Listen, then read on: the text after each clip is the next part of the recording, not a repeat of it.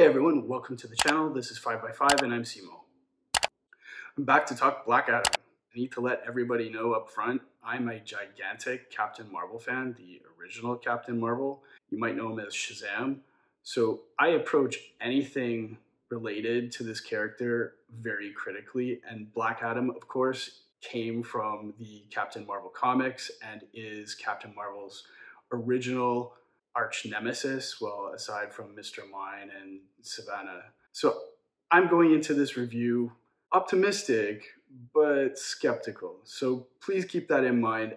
And full disclosure, I'm not a fan of the new 52 DC Comics continuity, which is what the original Shazam movie is based on. It really departs from the original Captain Marvel comics continuity. Any movie that's going to be based on the Shazam movie, which is also based on the new 52 continuity, is going to have me a little bit nervous to begin with. So the movie is pretty straightforward. We start off meeting Adriana Tomaz and later her son. She's kind of a early protagonist. She's on Team Black Adam. She's some sort of archaeologist or academic studying the ancient world. And she is on some sort of excavation for a MacGuffin object. She finds her way into some ruins. She releases Black Adam from a very long prison stay of 5,000 years. He inadvertently defends her against some essentially grave robbers. From there, he breaks out of the ruins that they are in, and he kind of sort of fish out of water, explores the world he's woken up to, and finds out that the land that he grew up in could really use some superpowered help. It's been occupied by competing colonial and imperialistic forces for decades that have only really oppressed the people of the region, which is a pretty timely theme. And the Justice Society is dispatched by Amanda Waller to head to Kahndaq and go and bring him in. When they get there, of course, there's not exactly the best of communication, so everybody starts fighting with each other. Then a third party that was interested in the artifact that Adriana Tomaz was trying to locate is able to steal it from her in the midst of the fight and is essentially able to unleash the movie's real big bad, or a bigger bad, anyway. Then they have to fight that big bad. So let's start off with the setting of the movie. It's actually pretty great. It's doing essentially what Suicide Squad 2 did. It's keeping what they like and kind of just waving the hand at the things that didn't really work so well. And for the most part, this works. I don't consider any of what I saw in the movie an investment towards the Snyderverse of the DC movies. So if you had a reaction similar to me, if you're a DC Comics fan and you love these characters and you were like, what is going on with these Snyder movies? And they're just taking the most cynical approach possible to these really inspirational and like beautiful, hopeful characters, you're probably not alone. And you're probably going to be pretty encouraged to see that they're not doubling down on this Zack Snyder vision of the DC Comics universe. And what they're doing is essentially world building. There's a lot of nods in universe to let the audience know that superheroes exist in this movie already. They start off by calling out imperialism, colonialism, and cultural exploitation and resource exploitation, which is actually a really nice modern way of interpreting the DC universe and the world that the DC characters inhabit. And it updates this world and makes it more relatable and believable rather than updating the individual characters to try and make them more edgy or more modernized and potentially break continuity and history with a lot of these characters. So I thought this was a really nice approach, and it was a really obvious distinction from the way Marvel has been handling their characters, because Marvel does the opposite and they update their individual characters rather than the world around them. DC comic characters don't really inhabit the same real world that we all live in and exist in. They kind of inhabit a parallel world. And superheroes have always been political. In terms of the story, the plot is pretty straightforward. It didn't need to be complex. as long as like the rest of the movie lines up. So that works out pretty well. The movie jumps right in and starts off by freeing Black Adam from his prison, and then it's a little bit awkward because they don't establish any legitimacy or authority to bring him in. It's a little bit like, how do you pull off flying into a foreign state and doing like a special mission or a covert ops? Like, what authority do you have to just do that and without any kind of invitation, right? You're just gonna fly into a foreign state and start blowing things up and smashing buildings and destroying things. So it's a little bit like, how did this just happen? And it felt a little bit reminiscent of Man of Steel and the criticisms of Man of Steel. I couldn't help but like think of that and wonder like, how did we get here again? Because or this is a lesson that DC should have learned from the criticisms of Man of Steel, right? You just don't go into a city and just start destroying it, and then these people are all supposed to be heroes, right? So it just creates a really weird situation, for lack of a better word. When the Justice Society arrives, there's no obvious attempt to help civilians or anything along those lines until, I'm not going to say later in the movie, but later in the fight itself. So their first priority is attacking this person they've deemed a threat rather than protecting the civilians, which is kind of a weird place to be for people that are supposed to be heroes. It just doesn't work that way, and it doesn't even work that way in comics, because you're sitting there thinking, well, wait, like even in the comics, the writers understand that they can't just kind of fly around the world and just start destroying other nations in fights against supervillains, right? Even in DC Comics themselves, they've also been addressing this issue for years too. So it's not like this is something that should be specific to Marvel movies. They should also have some sort of approach to this in DC Universe movies as well.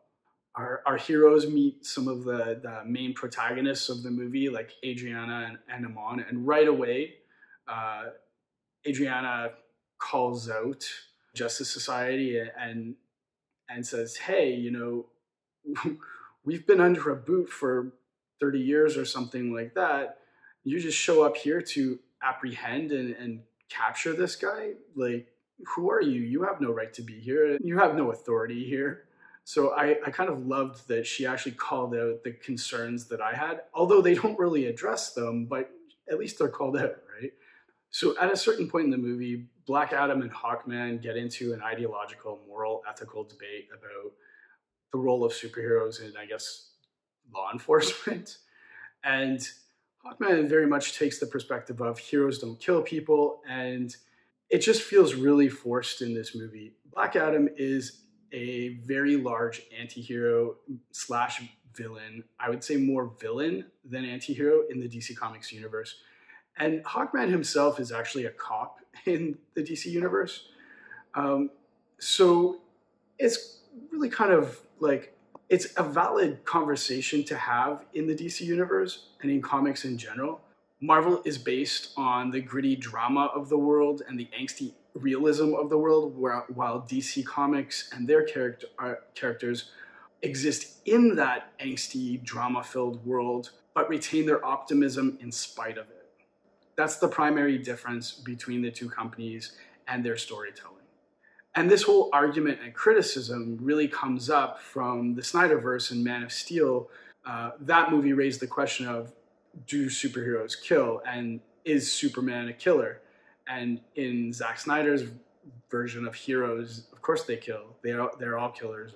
But again, this flies in the face of the aspirational nature of DC comic characters specifically. But I feel like if you're making DC Comics movies, this isn't really debatable. It should already be decided. DC characters are fundamentally not cynical and are instead aspirational. Now, the flow of the action scenes in the movie is actually really interesting, because the movie goes from one action scene to the next, and it's pretty much nonstop. And in most movies, you get breaks in between your action scenes to sort of give the audience, you know, space to breathe. That doesn't really happen in this movie.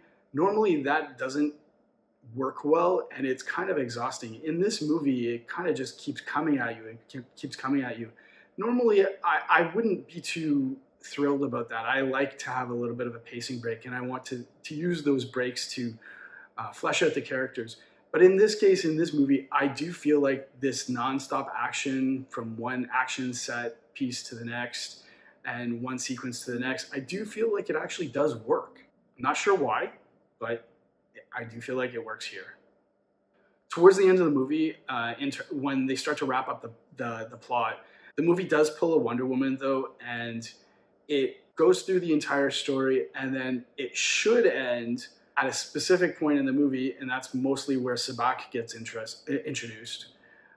But then it keeps going for some odd reason, and it has to give us a whole extra climactic arc, when really the movie should have just ended there.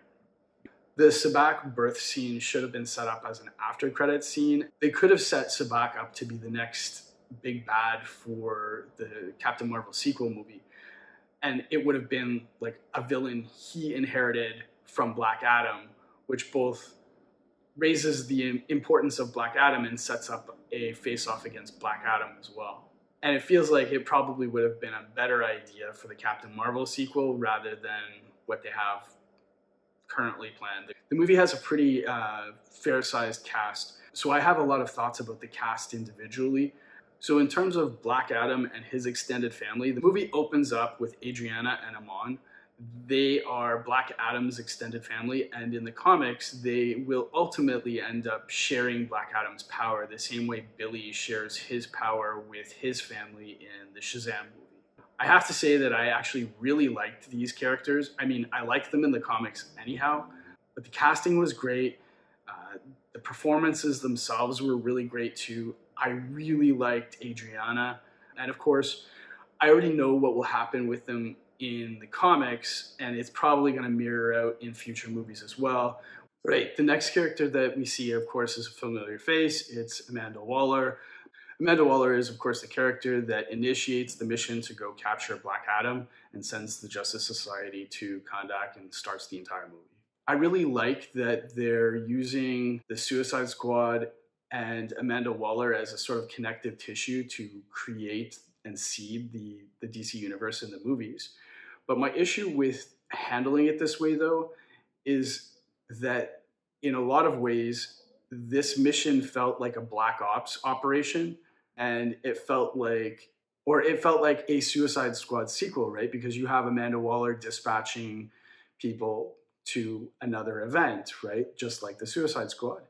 So I feel like it kind of makes the Justice Society in this case look like just another task force or Suicide Squad mission rather than a hero team. And I think what would have been nicer is if they kind of laid the groundwork for Amanda Waller's character to become an antagonist later in the movie cinematic universe by showing that she was a secretary. For example, when she introduces herself in the conversation with Hawkman, he can say, "Oh, Madam Secretary," or something like that. So you know she's part of the government, and she's operating legitimately by consent of the government and all this. And then by contrast, you can go back to the Suicide Squad movies and see her operating and not being referred to as secretary whatever. She's just being referred to as herself. And you then communicate the idea that these are not sanctioned missions and these are not above board, operations, and this is a Black Ops. So it kind of sets the tone, and it also sets up a payoff later on where Amanda Waller herself will be a questionable figure in the DC universe and potentially an antagonist if they ever decide to use it. So speaking about our titular character, Black Adam specifically, they reworked his origin a little bit. For the most part, I'm fine with it, but I feel like it's a little clunky in certain areas. I feel like it would have worked better if they had just left the origin as it was and stuck closer to the source material. I don't think the changes that they made added anything to the movie, more or less. I do have some criticisms of the way they've brought the character to life. I remember when The Rock was first cast for the movie, and I thought it was amazing casting, and I could really see him as Black Adam. It was actually a no-brainer. I feel like he looks like the Black Adam character. But I also imagined Black Adam having hair and having his ears and a costume that really looked very close to the comic iteration. At the time, The Rock still had hair and he looked very much like it.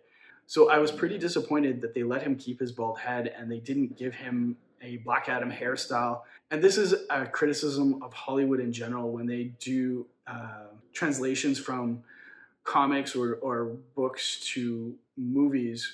There's a real sort of paternalism and cynicism and lack of faith in the source material, right? So the Hollywood producers will always come in and say, well, this doesn't work and this isn't going to work and this doesn't look good in movies and this doesn't work for movies. Bryan Singer is a classic example of this when he did the very first X-Men movie. When he said, the X-Men costumes and spandex suits weren't going to work because they just didn't work for movies in a cinematic universe. He famously refused to give the X-Men their iconic costumes and put them all in black leather suits because, in his opinion, spandex wasn't going to work for movies. But we've now had many comic book related movies with fairly close, if not almost identical, reproductions of comic costumes in live action, and they work. You can do it. It takes some work. It's not going to be an easy process. It takes work to not make it look cheesy. So it is possible. So I would have liked to see them keep closer to the iconic look of Black Adam here. I think his look is fairly simple, and it didn't, when you deviate from a comic character's look, like that look is the comic character. So when you're deviating from it, it's not a real person that's recognizable anymore. They're drawn. So when you deviate from that character, they don't look like that character anymore. They're not recognizable as that character anymore. And for an audience that grew up with that character, in a lot of cases, these characters are between 40 and 80 years old now. So when you change the way they look, the audience stops relating to that character. They stop embodying the iconic interpretation and image of that character in their minds. And the audience doesn't connect with that character anymore in the same way they did. So I feel like staying as close to the source material as possible, whenever possible, is always the best thing for any kind of translation from comic book to movie and live action. But I guess my final thoughts are, I think the movie would have worked better if it was a prequel set up for the Shazam movie and it would have happened in the 70s or the 80s or maybe even in the 60s. I think that would have worked much better. I do think they did a really good job balancing the very large cast. Everybody got a lot of screen time. I would have liked to see more. If they had put more space in between those action scenes, they could have fleshed out and done some more character development. But overall, more or less, I think they did a really good job of balancing the fairly large cast. I think you'll enjoy this movie if you enjoyed the original Captain Marvel movie, aka Shazam. If you enjoyed the original Shazam movie, if you enjoyed Aquaman, and if you're a fan of The Rock, I think you'll enjoy this movie. The movie does not directly tie into the Snyderverse, and I think that's a positive thing. It is a soft reboot of the DC Cinematic Universe, so if you were concerned about them doubling down on the Snyderverse take on the universe, you don't have to worry about that. And the world building does set up a wider DC shared universe with things like Intergang and this implied world that exists with superheroes. And that's pretty exciting for DC fans. Now, I've been a little bit cynical at times through this review, but I don't want anybody to think that I hated this movie. I didn't. I like I said at the beginning, I am a Captain Marvel super fan, and I love Captain Marvel, everything to do with Captain Marvel. So I am being just very critical here. Overall, I did enjoy the movie. I had a lot of fun. It is not a brilliant movie by any stretch, but it has a lot of really good qualities going for it, and it was a lot of fun. It's a good, fun popcorn flick. I do think it's worth watching. I would give it a 3.5 out of 5 stars. Go check it out. That's a wrap for now. Don't forget to click like and subscribe. I'll see you in the next video. Stay safe and take care of each other.